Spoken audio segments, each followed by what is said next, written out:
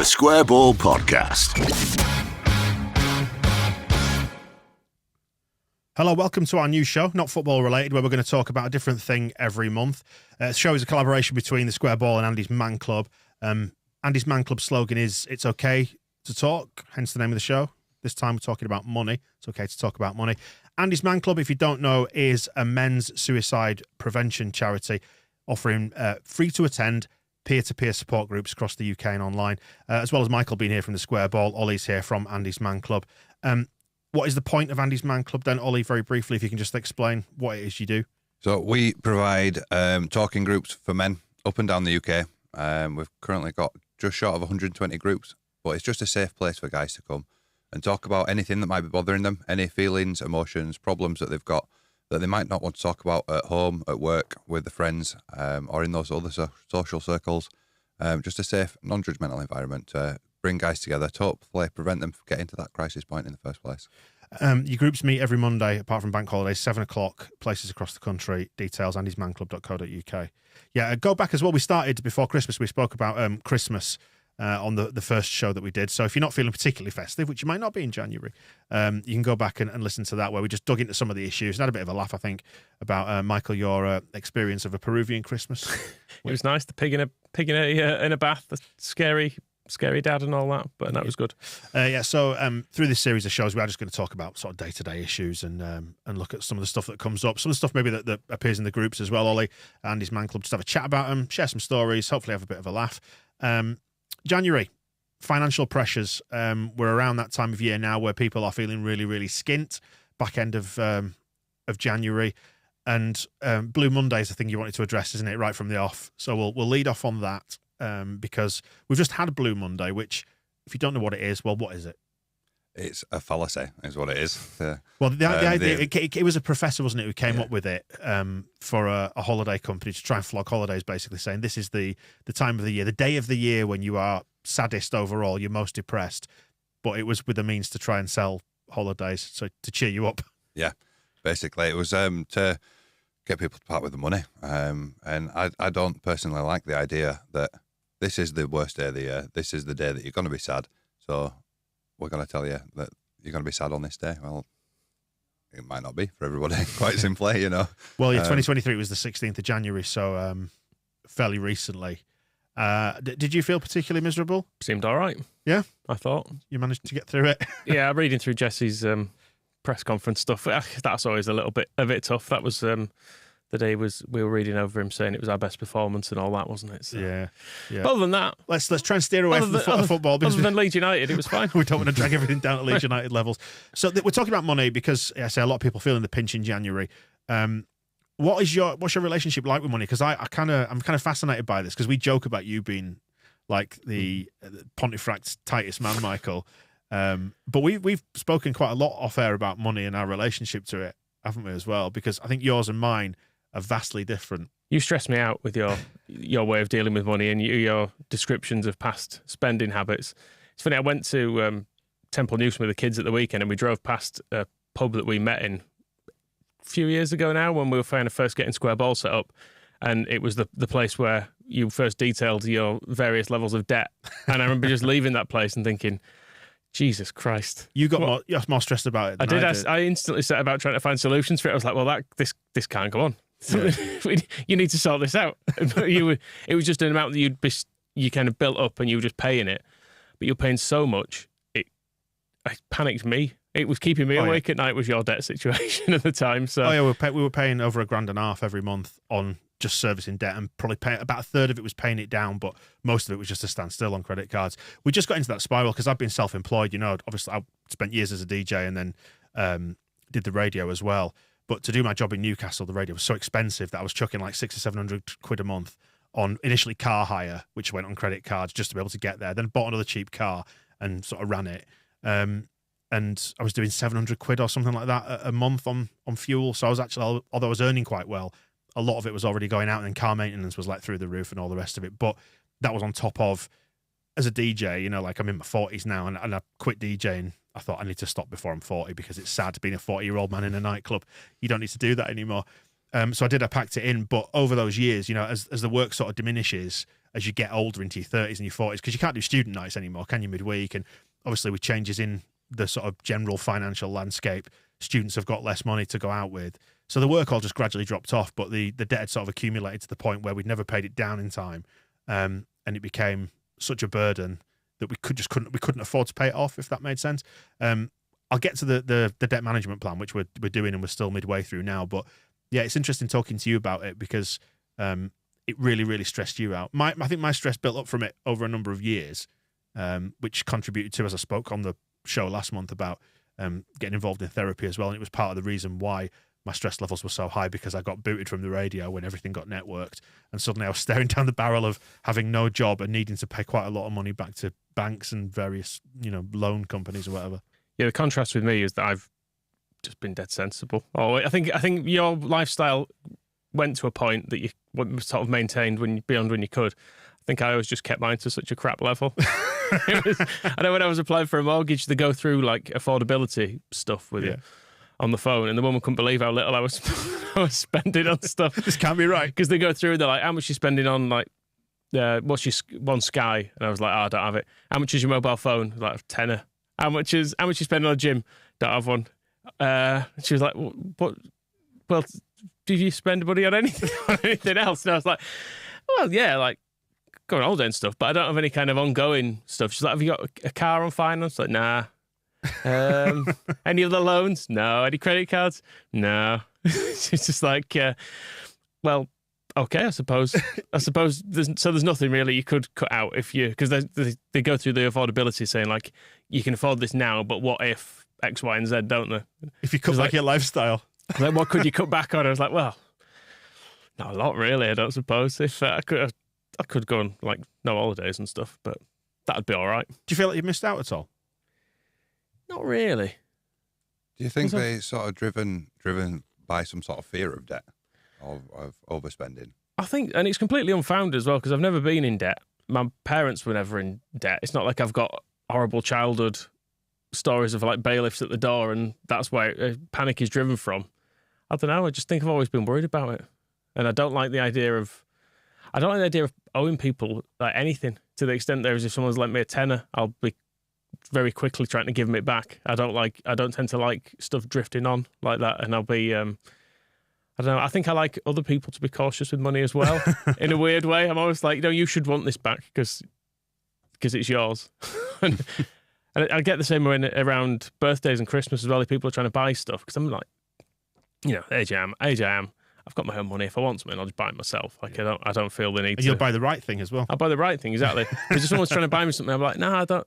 Like, I'll buy it myself. And I don't want you buying something frivolous, because if I won't buy it for myself, I don't want you spending your money on that either, if that makes sense. You're in a situation, Ollie, where you've had a bit of money troubles. You've been on the rocks a bit, but you've cleared it all up, and you're now in a position to get mortgages.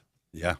It's somewhere that I never thought I'd be, to be honest. My relationship with money has been quite stressful over the years. In fact, I think money was one of the things that contributed to my own depression. It was that self-fulfilling prophecy. Got myself in debt and then couldn't afford to pay off the debt. So was becoming more upset about that.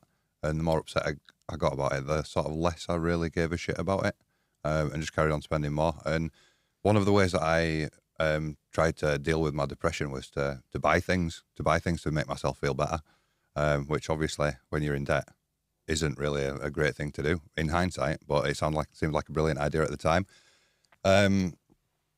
But yeah, I went through quite a long period of not having very much, sort of just cut back on absolutely everything. Once I started addressing the debt problems after burying my head in the sand for quite a long time about it, I was unable to get any credit whatsoever. I spent sort of 5 or 6 years with no credit available to me, just living off my actual income whilst paying off the outstanding debt.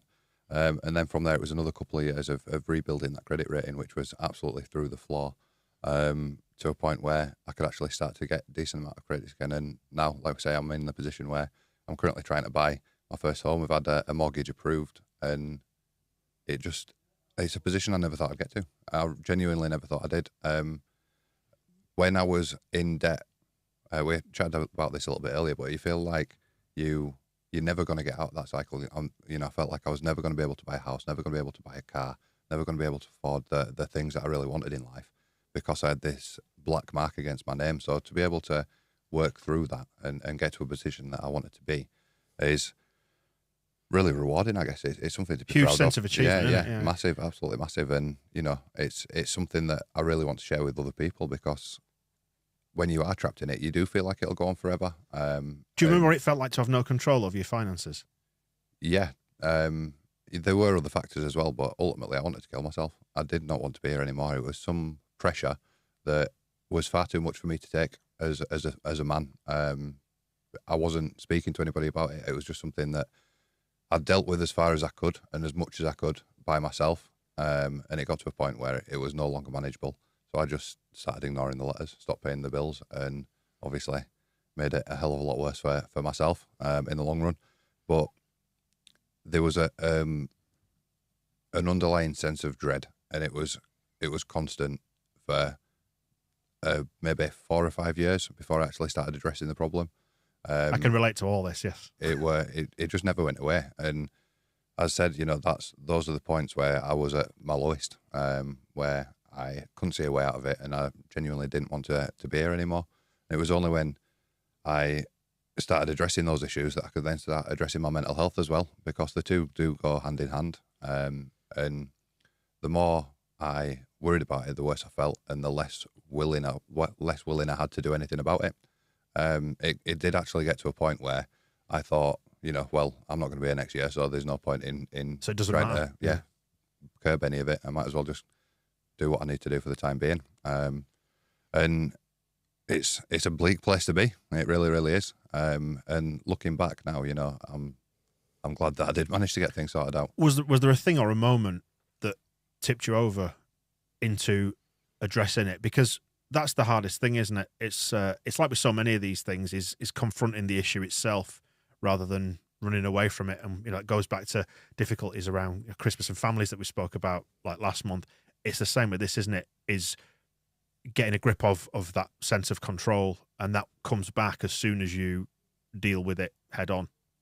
There was a change in my living circumstances. I went through quite a messy breakup, which left me homeless for about 8 months. And when I eventually got my own flat, was a point when I was determined to make things right. I was determined to sort of get back on my feet after relying on other people for such a long time. And this new flat for me was a clean start, if you like. It was a place of my own.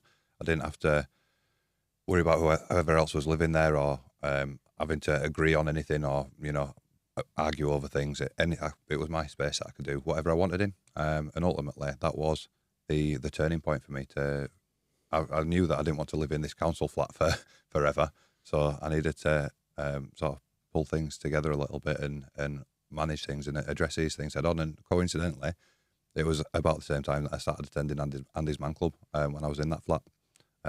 So I had conversations with other guys who'd been through other similar things, and it inspired me to make that change in myself as well. I'd seen that it wasn't impossible to get out of that situation, and hearing their stories gave me a little bit of knowledge, really, a little bit of wisdom of somebody who'd been through the same situation, to be able to make the right decisions and take the right actions for myself as well. I guess it's very difficult to get a turning point, though, because it's so quick to get into debt.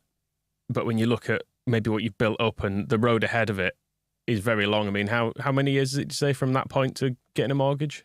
Probably about 8. Like it's a hell of a long time, isn't it, to dedicate to it? But it's breaking that spiral is almost that's probably almost the best bit of it when you make the choice to be like, okay, today I'm going to start putting this right. And that's the thing. It's dictated by your credit record, isn't it? And stuff stays on there for 6 years. So if you default on a payment or whatever, that's the point at which you're 6 years from that point onwards. And I said with the debt management plan that we're in, we're sort of midway through it now. Be done in another sort of 3 years or whatever. But until then, we can't borrow, and we're in that place. But actually, do you know what? Getting the sense of control back has been so important, and we're now living within our means. And the sense of control and the sense of joy of living within your means and thinking, I don't have to worry month to month about I've overspent on that, and at some point in the future, I'm going to have to pay it back, but I'm just going to pretend it's not there for now.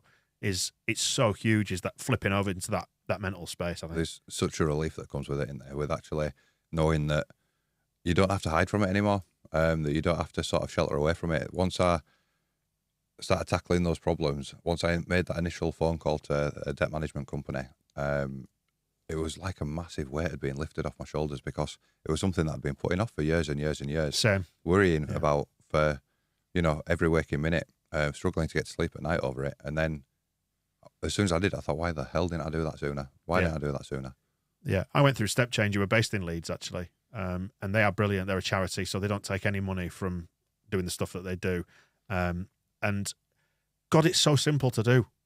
It's just worth reiterating that, there are consequences, like financially and to your status, and particularly if you go for, like, for example, a debt management plan is an informal arrangement with your creditors, but they write to them all on your behalf. You pay them one payment a month, and then they distribute it according to the calculations you work out based on your budget, which is dead straightforward, and they're really, really helpful with it. And it's not a consolidation loan, is it? That it's absolutely not. No, it's if you think actually where interest rates have been going recently, it's good, because in most cases, I think with ours, all the interest has been stopped, the accounts have been cancelled, and we're now just in a process of working with, like, the collection departments just to repay the stuff at an affordable rate, and we've probably brought our outgoing payments down to about a third of what they were, but it's all going on getting repaid now, and you attack it so much quicker when you do that.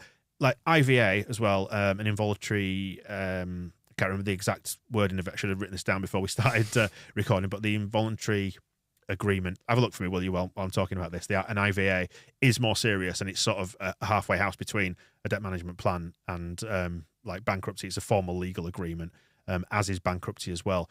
But they are all they're available to you depending on what your needs are and how bad that your finances can be.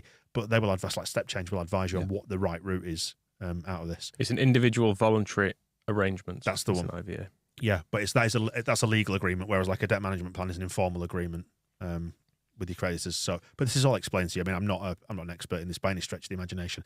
I just know that I've benefited hugely from engaging in this process and getting back that sense of control. Yeah, and Step Change are a charity, aren't they? Like they're not. They are completely. They do not take a penny out. They are of it. neutral people as well to speak to and can give you advice, and it is just worth speaking to them, because it can be just an insurmountable amount of information, can't it? You can look at various ways of shifting debt around and stuff, but just speak to some people who know. Yeah, that's it. Because we tried to consolidate and move stuff around for years, but eventually you run out of options and you realise you're up to your eyeballs. It's too deep. You just need to deal with it. I think what you found as well is that essentially they go to credit card companies and say, you can have this back, or you're going to force them to be bankrupt. You'll have none of it back. From the credit card's point of view, they've already had their pound of flesh, haven't they? Because you've been paying your interest many times over. I don't know if you've ever worked out how much you've probably paid back over the years. I don't want to know. They've had their money, haven't they? That's the thing. And they will get back what they're owed, even if they don't get all the massive amounts of interest on top. Exactly. And the thing is with Step Change as well, they're on your side. But I think they are actually, as a charity, they are partly funded by the credit agencies as well, as other individual donors. I don't know. I'd have to double check that. I think they are, and I think it makes sense, because if like me you just stop paying altogether, then they're not getting anything. Whereas if you can come to an arrangement where you make affordable monthly payments, then at least they're gonna get it back, and it helps both ends, and it helps you guys, and it helps them close the account as well. Yeah, absolutely, and I know that going forward it's going to be completely different, and never ever going to entertain that scenario again. I will take credit, because you sort of need it to function in this world, don't you? But it's always going to be sensible and within limits. If even stuff like having a credit card so you can hire a car abroad, which is nigh on impossible to do without a credit card, just having that to fall back on. But getting back in control of everything has been so important. And it was as simple as sitting down and talking to them. You can either do it online or you can do it on the phone. Just doing a budget, everything that's coming in, everything that's going out, work out what's left, and you go from there. But they're sympathetic, and they allow you to sort of move what's coming in and going out. And if your expenses go up 1 month, if your washing machine breaks, you need to get a new one, they'll allow you to sort of tweak things for a month or two to get stuff back in order. So it's a hugely, hugely valuable service. So if you are struggling with money seriously, just look up Step Change. I think stepchange.org are absolutely brilliant. Can recommend them completely. I mentioned budget in there as well. Is it something you do, or do you not now? Because part of debt management is budgeting monthly. So we've worked out a budget, which we you have to stick to as part of the agreement. Is it something you do in your day-to-day life? It's not really. I think because I'm quite, I suppose my default is fairly thrifty. Yeah, you're some way off ever. I'm kind of, and like between me and my wife, we've got kind of a decent enough income, so I sort of don't worry too much. If I felt like I was spending was getting out of control, I might start looking at it a bit more. I suppose I'd look for budgeting for, like, if I'm booking a holiday or something, I'll be then thinking, okay, well, that's going to be an amount due now, an amount due in 6 months or whatever. I suppose I look at that sort of stuff for budgeting just to make sure there's going to be enough there. But no, I don't. I suppose I'm fortunate insofar as I don't feel like I could go around the supermarket going, all right, I've only got 80 quid here and I can't go over it. So what about you, Ollie? Now you've kind of come out the other side of this and you're in that mortgage headspace. Do you find that you're a little bit more careful with budgeting?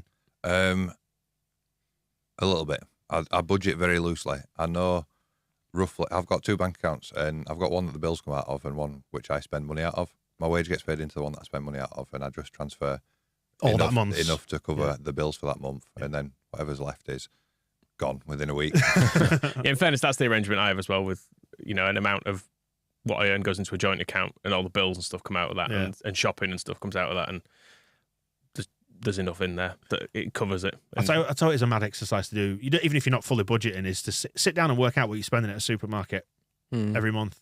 And because, like, a lot of phone and banking apps now have categories, don't they, for stuff, and it makes this process easy. You can just have a look on your phone at what you're spending month to month. But if you ever sit down and actually write it down, that's a fun exercise. I don't believe you. Tongue firmly in cheek. Yeah, we once did it because our nearest supermarket was Sainsbury's, so for ages it'd be a case of popping in there. And what we were doing, we were going in like 4, 5, maybe 6 times a week, and you're burning through 20, 30 quid at a time, if not more. It's easily done, particularly now with the way that food prices and supermarket prices are going. And we sat down once, and I figured out it was like we were doing like 300 quid a week on shopping. I was wondering where all the money was going, on top of all the debt. And I was like, do you know, it's all going in there. And then thankfully they opened an Aldi nearby. I absolutely slashed the weekly shopping bill, and then and I've kept a closer eye on it since, and tried to meal plan and stuff like that. One of the things I found that was a massive help, and it sounds proper daft, but getting milk delivered, because we go through a bottle of milk every day in our house. So every day we're going to the shop to get some milk, but at the shop we're also spending 30, 40 pounds on other things, from just buying stuff for tea or getting whatever it might be. Coming out with a power tool if you're in Aldi. Exactly, yeah. Those middle aisle centre aisle, yeah. But getting milk delivered to the house meant that we were only going to the supermarket maybe once or twice a week rather than 6 or 7 times a week, and absolutely cut down on the amount of spending phenomenally. I mean, the problem with budgeting more recently has obviously been that, you get that email from your energy provider who says, you were paying £130 a month, it's now £400 a month. And you go, oh, great, nice one. What do I do with that? Yeah, I mean, I'll just turn that off, shall I? Yeah, and it has been a huge. I mean, we're sort of making light of it, but it is a genuine heating or eating situation for some people, isn't it? And have you found that as the Andy's Man Club sessions have resumed after Christmas, that people are more mindful or worried about finances and that sort of stuff? I think it's been ongoing for since before Christmas. People were worried about having to spend money at Christmas, as we were talking about in the last episode, or those expectations, because they were worried how they're going to keep the house running at the same time. For myself, I've recently moved house into a rented property, and it's on a prepaid gas meter, and it's absolutely extortionate. Those things are designed for the poorest among us, essentially, but they're on the highest tariffs as well. And we're putting so much money into this gas meter just to try and stop the kids from freezing, basically. We're not even having the heating on 24/7, just putting it on a couple of hours in the morning, a couple of hours in the evening. And it's having to be very, very conscious about when we choose to put that on, making sure we turn it off. Are we going to run out of gas? And then not only that, but to go and top it up, you've got to go to one of 3 shops anywhere near a 10-mile radius or something ridiculous, and they only accept cash as well, so you can't even pay on your card. So just making something that's already really inconvenient and difficult even more inconvenient and difficult, and it's just so unbelievably frustrating. I don't understand how it's got to that point in the first place. I really don't. Stuff like that's just horrible. Like the fact that because they've been making people have them as well now, aren't they, in certain properties, and it is essentially just a way of punishing you for not having money in the first place, which is obviously going to make your problems worse. It's Not something, sadly, we can particularly solve here, but it's just one of those things that you think, that's just shit. It's completely unfair on people. Do you have your little remote control for your smart meter? Do you have it out or is it in a drawer? Do you know what? It never actually arrived. They came and fitted it, and they said they were going to send it on, and then never did. Yeah, we still haven't got it. I think that you get it, and there's a novelty aspect to it where you go, oh, I can see what I'm spending now. I mean, I'm talking before things went absolutely crazy in the last 6 to 12 months when we got ours. So, this is interesting. And I ended up becoming a slave to it. Like, do you ever like your dad walking around the house turning stuff off saying it's like Blackpool Illuminations in here, those sort of northern cliches. But I found myself doing it, like saying, bloody hell, the kettles, it's 14p to boil a kettle and things like that. It's like, this is no way to live. It's no way to live. And I know everyone's like kind of been steering more towards sort of caution these days and be mindful of what you're spending. And in many ways, that may be one of the good things that does come out of what's happened with the huge energy costs, is that people are just a little bit more switched on to using stuff, assuming you can afford to do that. Because I'm a little bit more mindful. Mm-hmm. Like, using the air fryer instead of putting the oven on and things like that. And little things like I've gone around draft proofing as well. Yeah. As a result of it, because you're like, wow, that kitchen door does have quite a breeze coming under it. I'm just going to sort that out while I'm thinking about this. But I think that in terms of like the kind of cost of living stuff, I feel like there's a difference as well between us talking about this stuff. And it really, one thing that really winds me up is politicians kind of making out that you just need to sort out your budget with stuff. Yeah. Like talking down to people who if you're an MP, you're on 80 odd grand and you get expenses to pay for your heating and stuff anyway. And then you see some of them going, well, really, people just need to budget properly and cut out your avocado toast and your lattes, exactly. And you can afford to put your heating on. You've room for a flat screen TV. You've money for a flat screen TV, haven't you? As if you can get any other sort of TV. Yeah. In this day and age. But yeah, that sort of stuff. It really, really winds me up when you see people and say, oh, you can get Weetabix for 8 pence. Why live off that every why day. is anyone hungry? It's like, well, because you get scurvy and die of malnutrition if that's all you ever ate. It's like, great advice. Thanks very much. You can get a bag of oats for 80p. It's like, yes. And there's nothing in it that is any good for you. Like, it will stop you feeling hungry, yes. But it won't. Not a horse. Yeah. Like, surely there's more to life than this. And you're not the person to tell me about it. Yeah, there are difficult conversations around that as well and I think it's disingenuous, isn't it, to say you can just make your life a lot more simple, because you get accustomed to, like you say, you walk into a supermarket and there's fruit, there's veg, there are your oats, there's pasta, but you don't want to have to walk past everything else just, to get the basic discount line of pasta and oats and live off that, do you? It's a bit of it's a false argument to me. It's a fallacy. It is, and the other thing is that it's those basic essentials that have been the highest price hikes, if you like. I think the cost of a cheap bag of pasta has gone up by about 200% in the last couple of years. So you used to be able to get those 3 kilo bags for about £1.50. They're about £4 now. Yeah. And if somebody is living on those things, if that's what they need to survive, then their cost of living is increased exponentially, way more than people that are buying the weight, have had to move from Waitrose to Aldi or whatever. And yeah, I think there's a massive feeling that those in power are completely out of touch with those that are actually feeling the pinch directly. Do you feel like you're in control of your money now? I think it's one of those relationships where we both have a little bit of control. It controls me and I control it. Like I said, I have surplus to my wage once my bills have been paid. I'm very fortunate in that respect, but that surplus does not last.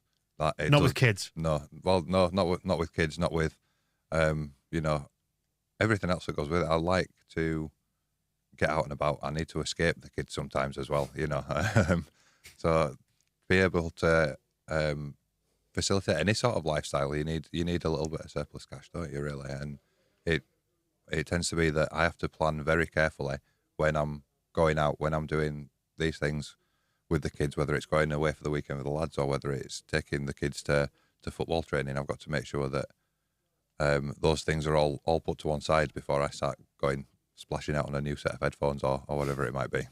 One of those things that's hugely prevalent at the minute, gambling. And we should say, like, we've, on this podcast, we've turned down loads of money from gambling companies for sponsorship. Occasionally there are dynamic ads served up that we can't do anything about, but Acast, who's our host, knows that we don't want gambling companies sponsoring us. So just getting that one out of the way up front. The Phil Hay show was for a time sponsored by Bet365 as well. Which was not our show. We couldn't do anything about that. No, we couldn't really choose that. No. But relationship to gambling is an interesting one, and I imagine it's something that features in a lot of blokes' minds in this day and age with the prevalence of like advertising around it and sport. Absolutely, and we see so many guys coming through that have been stung by those hopes and promises of those gambling ads, if you like. I think I don't understand why they ban ads for cigarettes. They ban ads for alcohol and things like that. But alcohol, gambling, which is a lot more dangerous in the short term, is splattered all over everything. You can't watch a football match without, having it rammed down your throat. And it really can be life destroying. It can destroy relationships. It can destroy jobs. It can destroy entire lives. And it very, very quickly gets out of hand. You lose a tenner, so you put 20 quid on to try and get your original tenner back. And, I've heard some really... Chasing losses. Exactly, yeah. I've heard some really dramatic stories where people have gone through tens of thousands of pounds, taken their entire savings from the partner and out of joint accounts and things, and then been trying to chase those losses so that they can get away with it, so that the partner's not going to find out that they've just taken all the deposit for the house. And it's scary. It really is scary that people can get to that position so quickly. I guess we're going back to political lobbying again there, the reason why the advertising is not being banned. And this is the thing as well, you don't want to be kind of nannying everybody. You want to give people the freedom of choice and acknowledge that most people don't have a problem with gambling or don't have a problem with drinking and things like that. It's one of those everything in moderation things, isn't it? But the more extreme end of the scale is quite terrifying. I've no real moral objection to gambling, and I will have bets now and then. Never very much, because I think I'm fortunate that it's not really in my nature to risk more than I can afford because I'm thrifty, generally speaking. But the way that it is marketed, I follow an account on Twitter called Gambling with Lives, and their support for people who've like lost family members and stuff who've killed themselves due to gambling problems, and they kind of lobby the government and stuff to try and introduce more things. But they show quite often will share a screenshot of a Premier League football match, and they'll say like the word bet is on screen 48 times there, because you can see it on every player's shirt, you can see it on the advertising boards, you can see it on the scoreboard behind, you can see it on fan shirts, and you think it's too much. Like there's an amount, I think, which like bookies have always been there, but when I was a kid, the bookies was a place you walked into, and it was like a little booze and fags. A little, yeah. It was a little place on the corner where old men went in. Whereas now it's on your phone, isn't it? You've got a bookies available 24/7 and 100 adverts a day telling you to have a little look at it. So I think it's something that the technology has overtaken the legislation, I think, for it. Because when it was just to put a bet on, you had to wander down to William Hill. Not saying no one had a gambling problem in those days, but it was a lot more limited because you had to actually get up off your arse and walk down the shop and put some money in and have a vague idea what you were doing. Whereas now it's sort of gamified, isn't it, gambling? Yeah. It's turned into, it's almost the same as you might pick up your phone and play Candy Crush or something. It's like, I would just have a look at this. It's just something that's a bit of fun for you to do. But actually, within that app, you can, if you want, you can deposit $1,000 and lose it in 10 minutes. If you depend, because there's always the sport betting, but they all also have a casino site. They have like live roulette on them. They have all these different things you can do on it. And it's a dangerous thing, I think, to get people to try and get people into, and to hang the sort of the temptation in front of people to go, oh, you can win $100,000 on this. If you want to have a look at it, it's up to you. Ultimately, the bookies always win, don't they? You know? And that's why the biggest taxpayers in the UK over the last couple of years have been online betting companies. You know, they've paid hundreds of millions of pounds in tax, and that's probably why there's not going to be putting any legislation in place to prevent them from doing what they're doing. I just think, I morally don't have an objection to gambling, like yourself. I know the dangers of it, and I think that more could be done to prevent somebody who usually puts on 50, 100 quid, whatever it might be, from depositing half the life savings in there because something's gone tits up and they're trying to find a way out of it. I think algorithms and the technology that we have today should be able to prevent those sorts of things. They should be able to see people's regular spending habits, and if something's out of the ordinary, it should be flagged and questioned rather than just letting them dip it straight in. It does exist because it's the same algorithms that they're using to pull people in. So the technology does exist, doesn't it? It's the same stuff. Like you get the dopamine hit from Facebook likes and things like that. It's the same sort of principle with gambling and dopamine hits from losing or winning, whatever it might be, and it feeds the addiction, or people who are prone to addiction. It's going to particularly feed it for them, isn't it? Yeah, I mean, and it would be easy for them to do it, just insofar as you can tell from someone's postcode what their house is likely worth, and if you can see someone's living in a house that's worth 150 grand and they've put 200 grand on this year in Probably bets, bad idea. That probably just need to tell them not to, because that's like there was a case involving Paddy Power where it all came to the public eye because he ended up in prison. Did this guy because he'd been stealing from work as a result of it, but he was living in a really ordinary house and he'd staked like over £1 million with them, and he had an ordinary job, and they'd given him like VIP phone numbers he could ring if he wanted to put bets on. They'd taken him to the races and giving him some football tickets and stuff. So it's the equivalent of like the Las Vegas whales, isn't it? Where they get their hotel stay for free and loads of freebies and show tickets and concert tickets because they spend so much which money. is fine if you're a millionaire and you can, and 20 grand, 30 grand here and there's, if that's nothing to you. But to lure ordinary people into it is horrible. I'm pleased to say, despite my own wastefulness with plenty of money over plenty of years, that I've never really gambled. I've probably put on about 30 bets in my entire life. So yeah, it's just never something that's particularly engaged me. Which you would think, given how reckless I've been with money in the past, particularly sort of 15, 20 years ago, that maybe that would have been something I'd fallen into. But I'm pleased to say I haven't done. I'll tell you one thing that changed my relationship with gambling, actually, was that when I started doing the match betting thing, betting using free bets to bet on alternative outcomes, it's kind of a way you can gamble without losing money, more or less. But do research it properly if you're going to do it. But seeing how quickly you get those accounts banned when they can see that you're doing something that'll actually win you money, they're like, well, this isn't the sort of customer we want here. We want people who are going to lose money. We don't possibly want to be paying out here, and they can very easily at that point. It can be as little as winning 50 quid off them, but in a way that makes them suspicious, and they'll go, right, banned. Whereas if you're pouring money into them, they'll be like, come to the races, have this telephone number so you can put on some more bets. It's like if you're a good customer to a bookie, you're a customer who loses money. And there's the stat about, I think 60% of their profits come from 5% of their customers. Really? Wow. So it just goes to show that there are people there funneling a huge amount of money in, and they're the ones that they need to look after for their businesses to function. As a man who's been careful throughout his life, have you ever done anything outrageous in terms of money? I mean, just bearing in mind, people who watch our show will be aware you repaired your own roof because the quote you got was too expensive. I just terrible thoughts of you being up there like covered in tar and falling off and all sorts of stuff. I'm not paying somebody to do that. Yeah, that was a bit much. Well, I mean, this week I repaired my dishwasher. I changed my own car battery yesterday. So yeah, it's probably not a great advice to tell people to look on YouTube to try and fix stuff. Leeds United 20-year season ticket. That was a big. Definitely a waste of money. That was a big daft expense on it. That was stupid. But I knew I'd be buying it anyway. Yeah, it was fine. That was an investment, I would say, more than anything. I mean, house stuff, that's always expensive, isn't it? That's probably the main. That's when I've got most stressed about money, I suppose. When you're taking the plunge on getting a house and getting a mortgage and being like, right, it's going to be this much. But as people have found out recently, if you're on a flexible one and interest rates go up, you're like, okay, so that becomes not 700 quid, it becomes £1,000. If it goes to this, it becomes £1,500. And the panic of that, I've always found stressful when I've got a mortgage. So I've always gone like the longest fix I can, just to sort of buckle down for it. Well, I'm lucky. I locked in for 5 years before interest rates started climbing. I did it like 12 months ago, just before, because I was worried.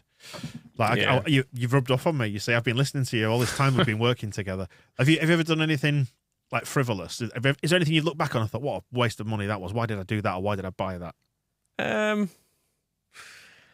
God, you know what? I tend to buy stuff that's not that expensive. I'm trying to think if I've ever a man of simple taste. I'm trying to think if I've ever bought anything ridiculous for loads of money. I don't think I have. I suppose for me, it'd be something that other people would consider not that expensive. You know, like when I've just bought something that might be like 50 quid and I'd be like, I don't need that. Well, the reason I ask you is because I've got a very specific example in mind of my own, which was I bought a jacket from Harvey Nichols in Leeds. I've never done anything like that. Which I wore it twice to go out in. It was like a suit jacket, but it was quite cool and cutting edge, which obviously you can tell I am. And it was like the stitching was all visible. It was almost like it had been turned inside out and half tailored. And it was really, really nice. But yeah, I wore it about twice. How much? It was about 120 quid. Oh, it's not as bad as I was expecting. No, but mind you, what year was that? Yeah, we're probably talking over 20 years ago now. Oh, you could buy a terrace house for 120 quid in those days. And do you know what I ended up doing? When I saw it in my wardrobe, and I was never prepared to part with it. But when I finally did, I thought, I'm not even going to try and sell that on one of these reselling apps. I'm going to give somebody a bargain. And I just charitied it. So hopefully somebody at a charity shop will get a really nice jacket that I've sadly outgrown. When I got married, I did get a made-to-measure suit, actually. Yeah. That was about 500 quid. That's probably the most frivolous thing because it's been worn 7 times, I reckon, in my life. All my daft money went on holidays, to be perfectly honest. Too many holidays, too much fun. All right, anything? Have you gone frivolous on anything? Given that you found yourself basically without somewhere to live and trying to rebuild your life from the bottom, what was the thing that got you there that you go, fucking hell, why did I do that? Before I got to that point, I did take out a loan to consolidate some of my credit card bills, and I had a couple of grand left over on the back of it. I got incredibly drunk one night and spent about 600 quid in a strip club in Halifax, and I didn't even get a handy for it. So it was not worth a single penny. But it was, I've never had beer regret like it in my entire life. That was one of those moments where I just head in hands thinking, why the hell did I do that? Honestly, did you wake up and go, oh no? Yeah, it was a massive oh no. It was a massive oh no that lasted a very long time. But yeah, the most expensive thing I've bought was probably my car. I didn't learn to drive until I was 32, and I bought a Skoda Octavia VRS, which I absolutely loved. Unfortunately, shortly after that, the fuel prices absolutely rocketed. We came into a cost of living crisis, and I had to sell it. The only fortunate thing about that was that the second-hand car prices increased massively as well, so I got back every penny that I paid for it, but I miss that car still. And it was definitely worth spending the money on, unlike the strip club. But unfortunately, it was just a lot more money. I mean, what a way to finish. Yeah, I mean, nights out, I suppose that'll be the most frivolous stuff because I'd say you never need one. Maybe you do sometimes, but you can easily do on a very modest night out now, you can do 50 quid, can't you? Which is, it's a fair chunk of money, is that? And you can be like, oh, that's just gone, which is a bit of a shame. But I think I've always been all right at saying no to stuff as well. If someone's been trying to there's a stag do going on with someone you vaguely know and it's going to be a week in Tenerife or whatever, you'd be like, no, I'm not going to do that. I don't need to spend that. That's going to be 600 quid. I don't need to spend that. But for the stress it'd bring me long term, it's something I don't really want to do as well. So I know it's a tough balance in it between never doing it, because obviously never do anything. It's dead cheap, isn't it? But try and, I guess, pick and choose it. Yeah. And feel like you can say no to stuff. I think that is important though, because people do end up saying yes to doing stuff that they don't actually want to do. Yeah. And then it's easy gone, is that money. And if you don't look back on it, that strip club fondly, then what was the name of it? Never mind. Don't give it a plug. They've had enough money. Tell us afterwards. 600. Anybody who lives in Halifax knows which strip club it was. Let's just say that much. Oh dear me. Well, we'll wrap it up there then. Good fun again, and we'll come back in February and talk some more. We're going to get some different people in as well from Andy's Man Club to tell some different stories as well. We'll decide on topic for February. Maybe we could do love because it's Valentine's Day in February. Do you feel the love? Oh God! It starts in a strip club in Halifax. Just a reminder: Andy's Man Club, over 100 free support groups, over 120 now. You were saying, that meet nationwide, various places across the country. Monday nights from 7 for 2 hours, except bank holidays. AndysManClub.co.uk, and we'll see you in February. The Square Ball Podcast.